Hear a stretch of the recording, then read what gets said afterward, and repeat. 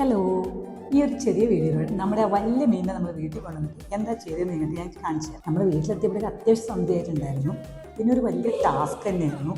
2-3 മണിക്കൂർ സമയം എടുത്തു നമ്മൾ ഈ ഒരു മീനിനെ സൈസാക്കി എടുക്കാൻ വേണ്ടിയിട്ട്. ആദ്യം അതിന് നമ്മളെ ചിറകും ഒക്കെ വെട്ടിക്കളഞ്ഞു. പിന്നെ അതിന് വലിയ കത്തിയൊന്നും നമുക്ക് അത്ര വലിയ കത്തിയൊന്നും നമ്മുടെ അടുത്ത് ഉണ്ടായിരുന്നില്ല. പിന്നെ നമ്മൾ ചാരും ഉപ്പുകല്ലൊക്കെ നല്ലോണം ഉരച്ച് വൃത്തിയാക്കി.